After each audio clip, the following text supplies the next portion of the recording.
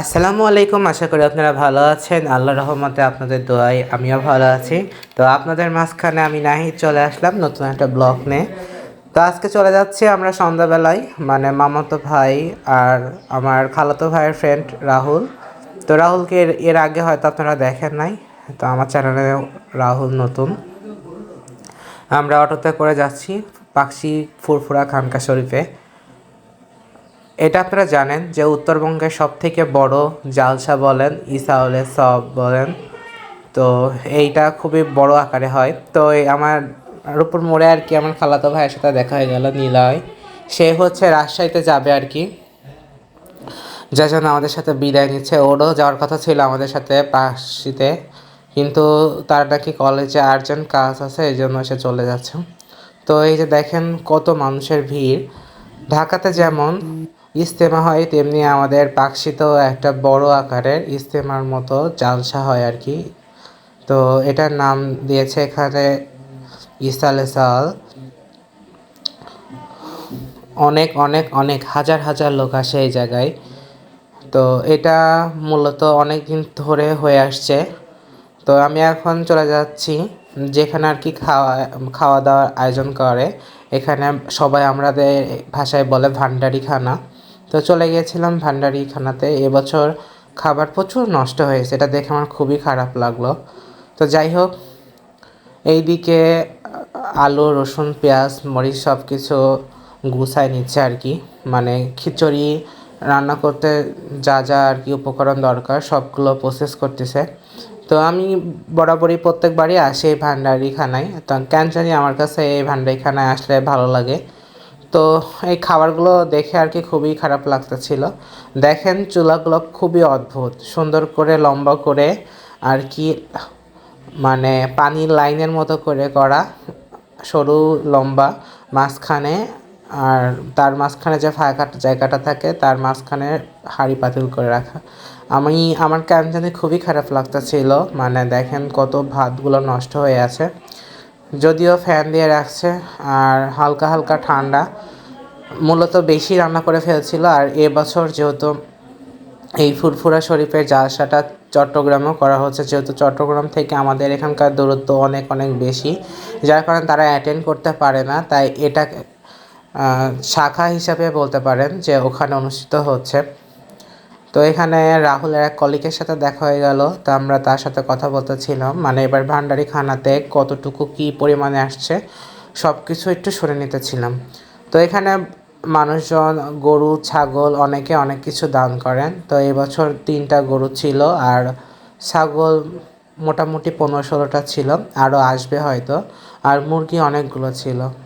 তো এই যে রান্না শেষে পাতিলগুলো এখানে রেখে দিয়েছে, অনেক হাঁড়ি পাতিল এখানে দেখেন। তো এখানে ডেস্ক না, এখানে নিজস্ব অর্থায়নে, মানে যেহেতু প্রতি বছর এটা লাগে এই জন্য এখানকার যারা মৌলবীরা আছেন তারা এই সব কিছু সরঞ্জামগুলো কিনে রাখেন, কারণ প্রত্যেক বছরই তো এটা ব্যবহার করা লাগবে।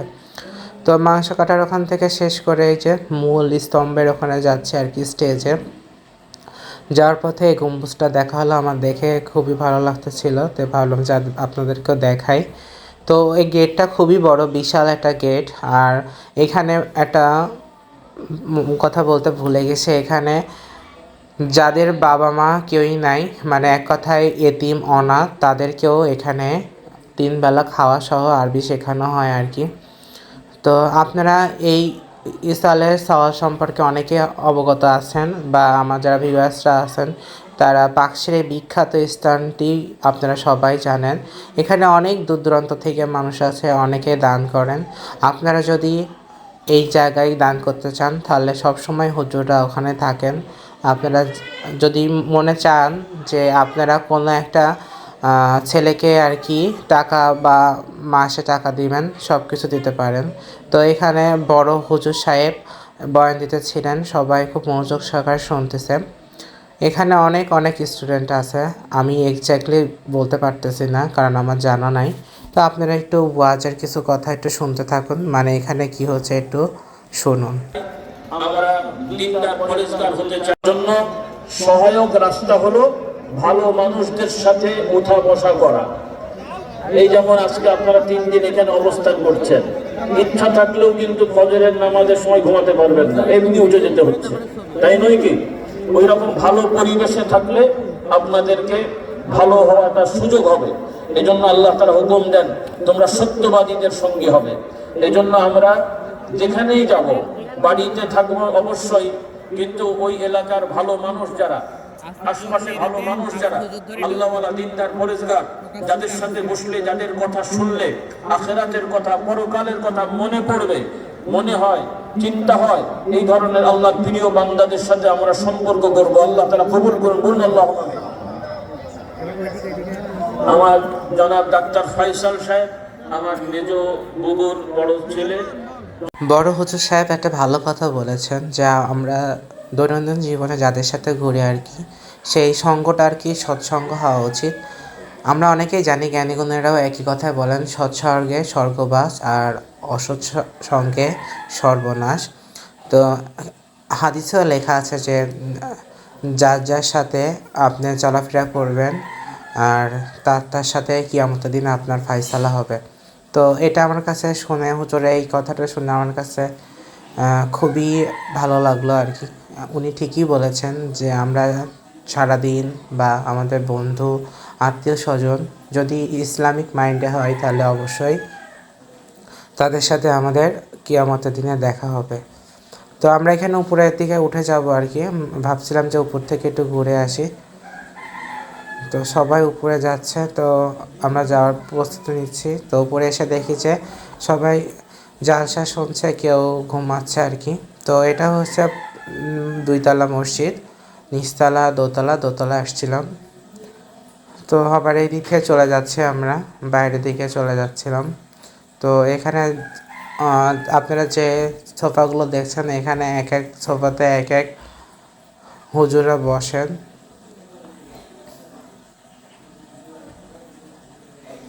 মোটামুটি অনেক মানুষের সমাগম, অনেক অনেক অনেক মানুষজন এখানে রয়েছে আর কি। আপনাদের যদি অবহেলা হয়, এটা কিন্তু দায়ী হয়ে যাবে। অবশ্যই রাষ্ট্রীয় ব্যাপারে সবাই সবার জন্য আমরা সহযোগিতা করবো। তো জনগণের স্বার্থে এই সমস্ত কর্মকাণ্ড, যাতে এই মানুষের ক্ষতি করে কোনো ভালো কাজটা করা যায়। আল্লাহ সবাইকে দান কবুল করুন, বলুন আল্লাহুম্মা আমিন। আল্লাহ কবুল। হ্যাঁ, ওই ভাইয়ের নানার জন্য দোয়া, আল্লাহ কবুল করুন। আরেক ভাই 500 টাকা আল্লাহ কবুল করেন। বাচ্চু ফকির সাহেব অসুস্থ, আল্লাহ সুস্থতা দান করুন। আরেক ভাই 200, আরেক ভাই 100, আল্লাহ তাআলা সবার দান কবুল করুন, বলুন আল্লাহুম্মা আমিন। আসেন, তাড়াতাড়ি আসেন, আল্লাহ তাআলা বরকত দেন, বলুন আল্লাহুম্মা আমিন। আমার ভাইয়ের ছেলে সৌদি আরবে থাকে, দোয়া চেয়েছেন।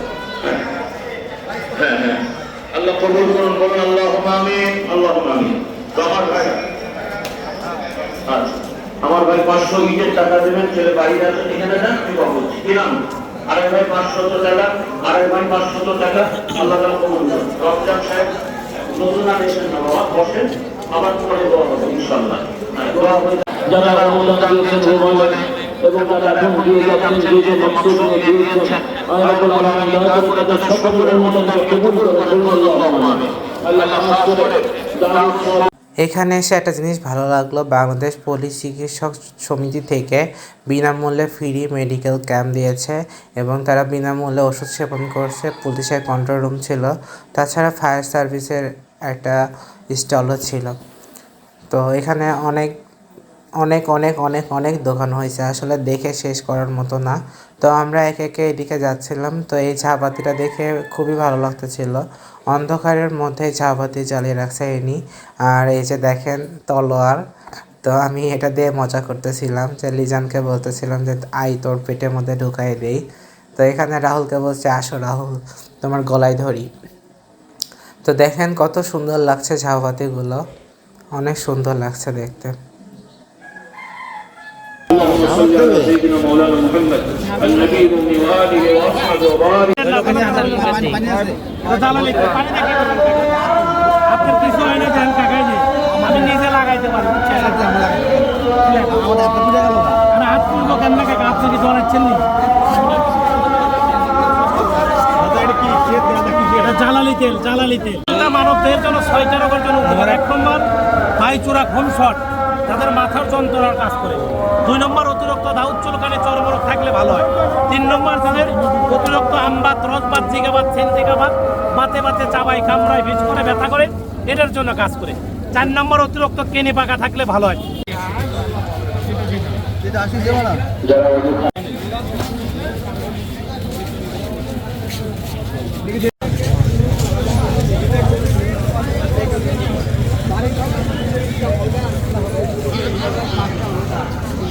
আরো 29টার ভেতরে আরো যদি হচ্ছে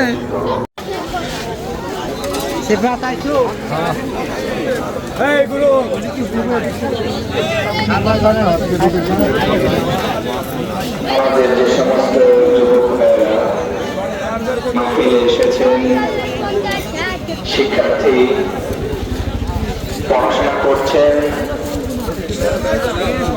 বিভিন্ন দাওয়াতি কাজের উদ্দেশ্যে যে সমস্ত শিক্ষার্থী ভাইয়েরা মাহফিলে এসেছেন, মাহফিলের মঞ্চের পেছনে তথ্য সংগ্রহ করা হচ্ছে। এখানে আমাদের 2 জন ভাই আপনাদের তথ্যগুলো লেখার কাজে নিয়োজিত আছেন। পুরা স্বার্থপর, এটা একা একা এসে খাবার শুরু করে দেবে। সাগরের সাথে দেখা হয়ে গেছে, আমিও তো দেখা করি গেলাম। তাই বসাই দিল জোর করে আর কি। ও আমাদের স্বার্থপর তো, আমাদের রেখে যারা সাগরের পান খেতে চান তারা ওই সঞ্জুঘাট রিসোর্টের 3 নম্বর গেটের সামনে চলে আসেন। ভালোবাসার পান, সাগরের পান। মোটামুটি এখানে প্রচুর ধোলা, অনেক লোকের সমাগম, যার কারণে আমরা মাস্ক পরে বের হয়েছি আর কি।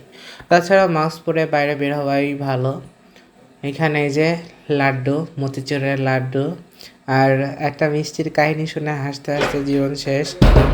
আমরা এখানে একটা মিষ্টি নিয়েছিলাম কালোজাম টাইপের, বাট এতই শক্ত যে চামচটাই ভেঙে গেছে।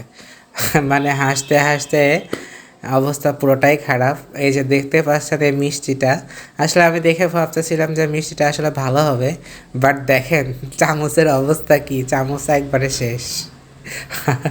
আস্তে আস্তে বলতেছিল যে তারা নাকি গুঁড়া দুধ দিয়ে বানাইছে, কিন্তু বাট আমার মনে হচ্ছে যে তারা লোহা দিয়ে বানাইছে, কারণ আটা দিয়ে বানালেও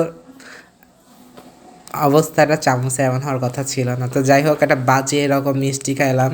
তো যাই হোক, খাবার ফেলে দেওয়া ঠিক না, তো যার জন্য মুখ বুঝেই খেয়ে নিলাম আর কি। অনীহা ইচ্ছার সত্ত্বেও খাইতে হলো আমাদের। এখানে কালের রুটি বানায় সাজায় রাখছে পাঁপড়ের মতো। তো আমি ফার্স্টে মনে করছিলাম যে এটা পাঁপড়। তো ফলালা চাচা দেখেন খুব চুপচাপ ধরে বসেছিল। তো কারো দাওয়াবটি কিছু লাগলো এখানে চলে আসতে পারেন। এখানে A to Z পাওয়া যায়, মানে মেলা টাইপের বসে আর কি। তো এখানে আমরা আতর দেখলাম, তারপরে বিভিন্ন ভাজা পোড়া, তারপরে চলে আসলাম কম্বলের দিকে। কম্বলের দোকানটা পুরোটাই আলাদা সাইডে থাকে। যারা কম্বল কিনতে ইচ্ছুক, মানে বিদেশি কম্বল, দেশি কম্বল, আপনারা এখানে আসতে পারেন। কম্বলের কিছু কিছু কম্বলের ডিজাইনগুলো খুবই সুন্দর। তো এখানে জায়নামাজের ব্যবস্থাও আছে, মানে যারা কিনতে চান জায়নামাজও কিনতে পারেন। শীতল পাটি খুব সুন্দর পাওয়া যায়। তো যাই হোক, আমরা সেভাবে কোনো কিছু কিনি নাই, কারণ মোটামুটি সব কিছুই আছে। আম্মুকে ফোন দিয়েছিলাম যে কোনো কিছু বাসার জন্য লাগবে কি না, তো আম্মু বললো যে না, তেমন কিছু লাগবে না। তো যার কারণে ঘুরে আমি আর কি আপনাদের ভিউয়ার্সদের দেখানোর জন্য আর কি ভিডিও করছি। বাসাতে প্রপারলি সব কিছুই আছে, তো যার জন্য আর কিনা হয় নাই। আর এত মানে পায়ে ব্যথা হয়েছিল যে বেশিক্ষণ দাঁড়ায় থাকতে পারতেছিলাম না। সেই মানে অনেক রাত হয়ে গেছিলো আমাদের আর কি। সেই সন্ধ্যার সময় গেছি, আর বাসায় আসছি মোটামুটি 11:30 12টা বেজে গেছিলো আর কি। তো এখানে যে রাহুল, আমি সুন্দর করে পোস্ট দিচ্ছিলাম। তো রাহুল ভালোই মোটামুটি জোকসের মতো কথা বলে। তারপর আরেক সাইডে চলে আসছিলাম, দেখেন উপর থেকে ভিউটা জাস্ট অস্থির।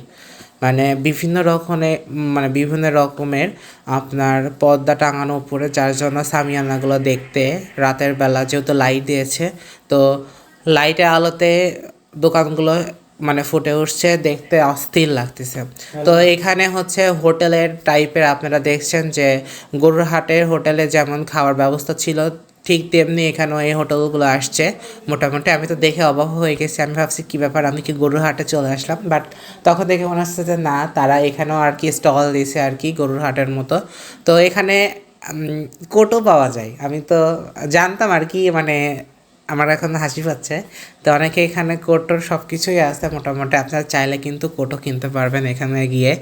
তো গিয়ে একটা মানে খালাতো ভাইয়ের সাথে দেখা হয়ে গেল, তার সাথে একটা মিট আপ করে আমি বারবার বলতেছিলাম যে বাসাতে যাবো, আমার ভালো লাগতেছিল না, মাস্ক পরে হাঁটতে পারছিলাম না, আর এত ধুলা বালি।